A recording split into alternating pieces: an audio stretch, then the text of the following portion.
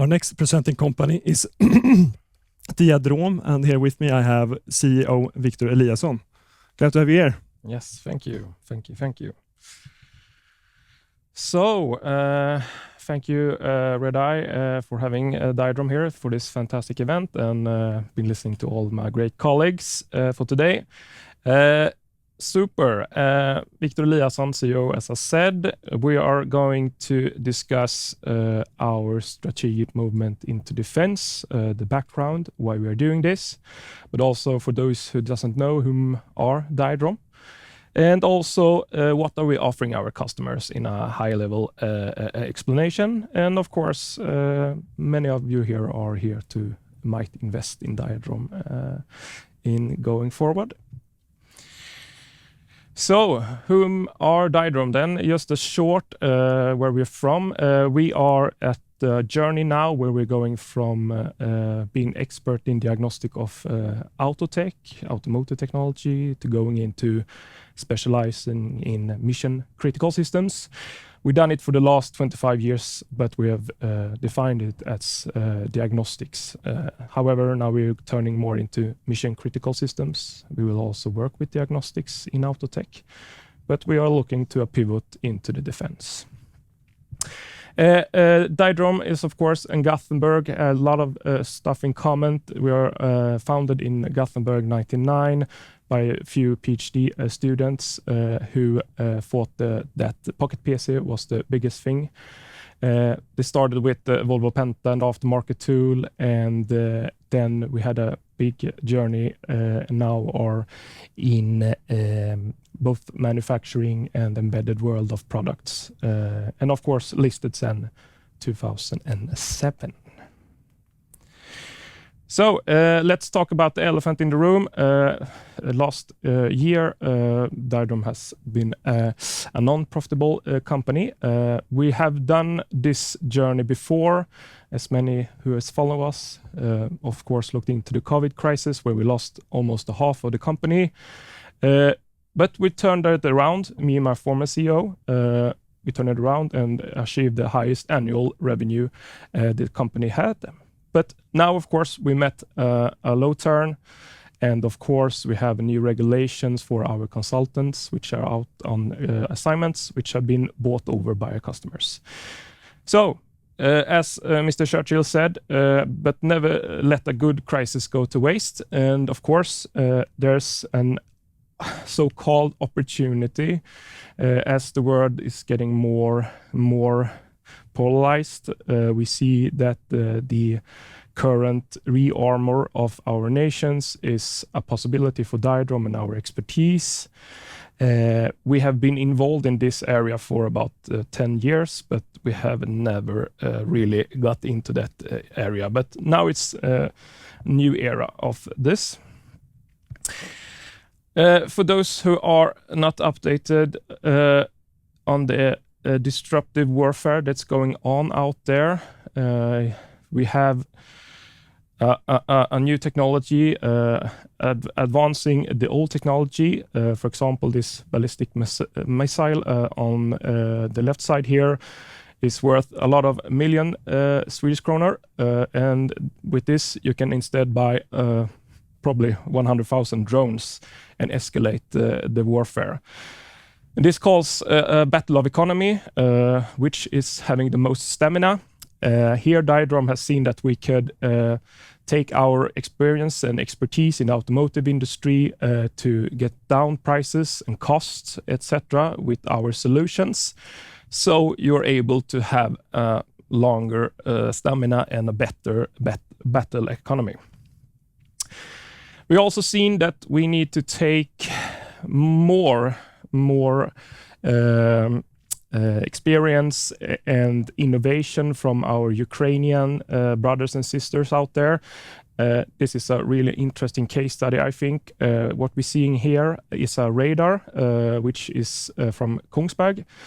Kongsberg were denying Ukraine this radar due to it was only used to take down ballistic missiles.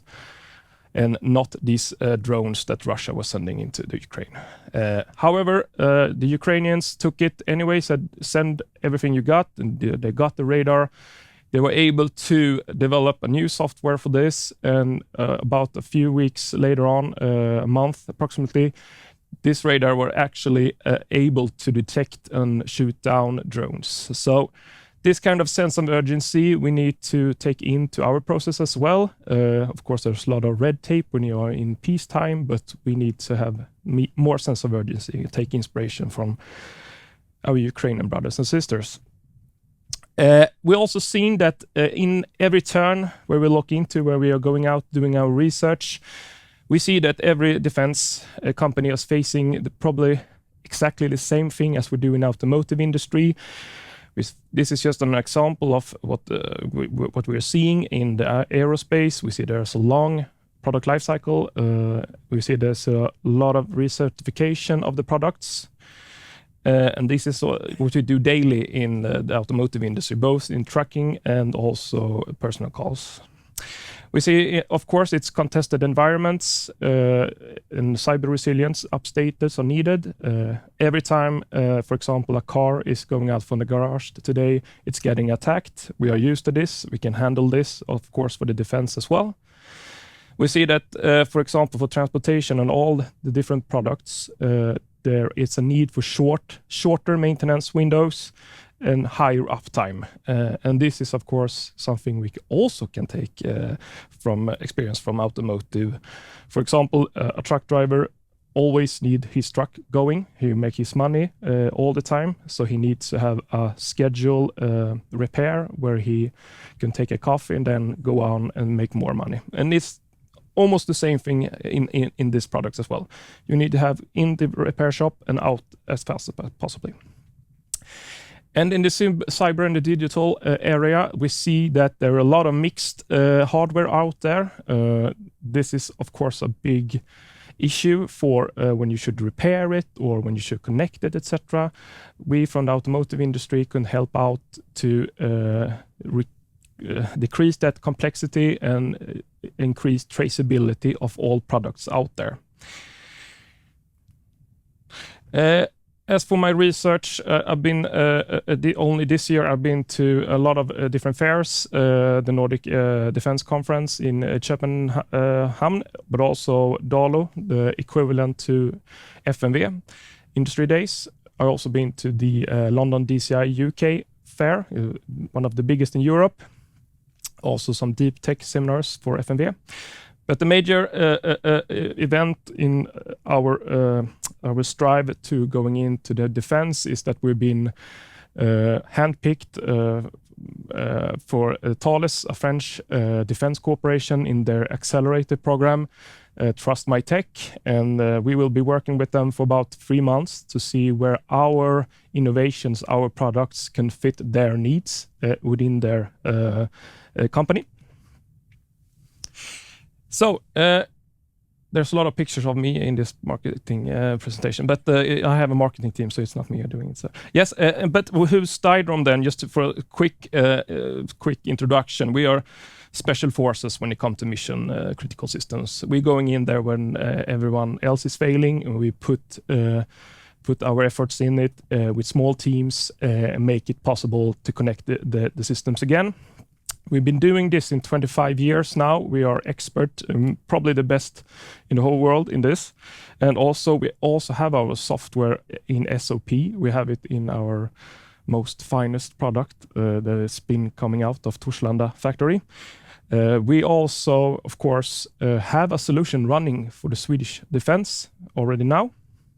And my mission as the CEO of Diadrom is to move the company not from Autotech, but also add auto defense, which is our name on it. We need to bring more clients in the defense area here.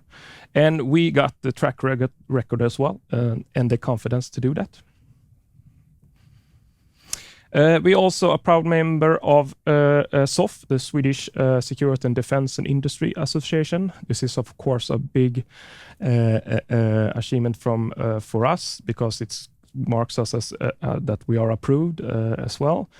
This combined with we are independent and stock listed, makes us really transparent, and we are recognized from different kind of scopes. Okay, just to explain where our solutions come in hand. From our side, we from the beginning of a project developing a product, we can help out with specifying how that product should work in the area of software and communication. When you later on go on and manufacture this product, this specific product needs specific software, and we also help out with that. We push that individual specific software or hardware components, etc., to cloud or databases, which is stored, which is then later picked up if as this truck is out in the field, you can know what kind of software and hardware this kind of truck has. And we also protect it with different kind of cybersecurity implementation inside of the truck. So we are doing that with our own software. So that's a big thing for us. So both solutions, but also software.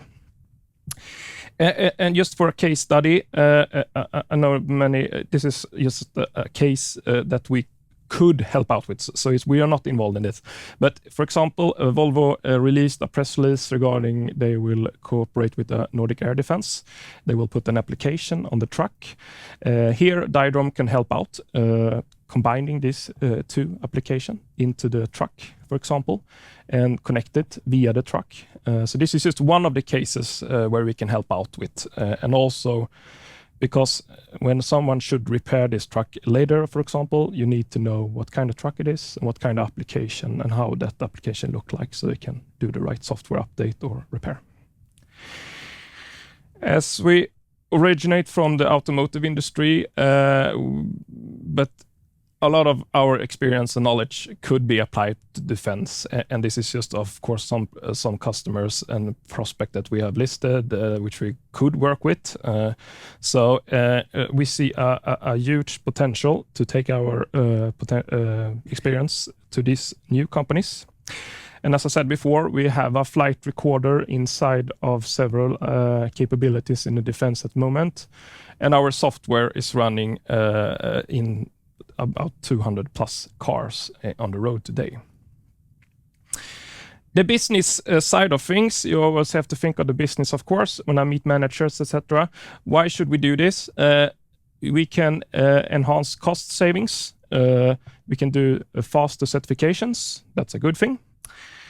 We can efficient the quality of the software from software pipeline to product. That's a good thing. Increase the quality.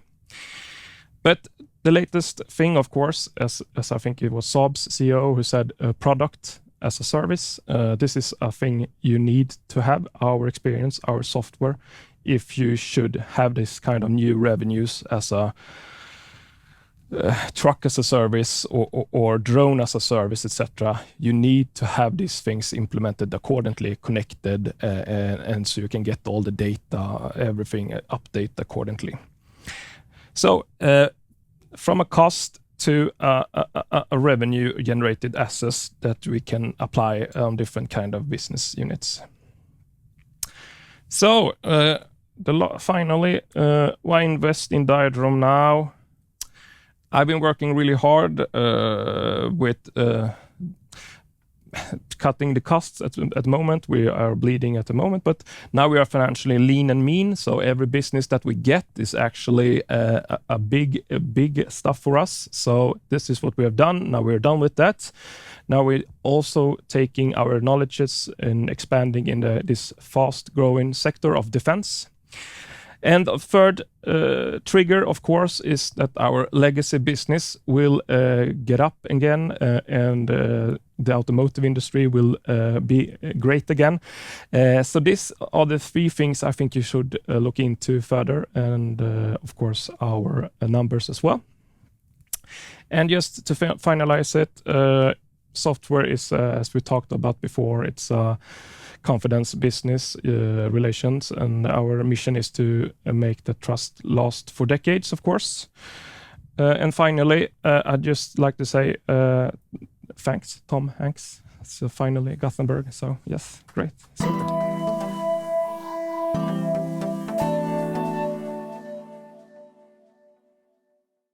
Thank you, Viktor.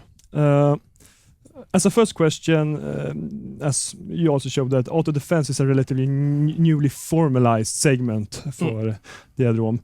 And what would you say is the current focus in the segment?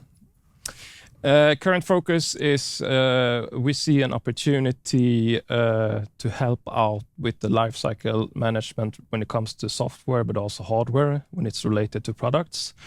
As our customers are facing a big ramp up with a huge number of products out there, they also need to step up when it comes to traceability, how their products looks like. So this is the main interest I get from my prospects and customers in the defense sector today. Yeah. And how would you say that you're currently investing to grow the segment?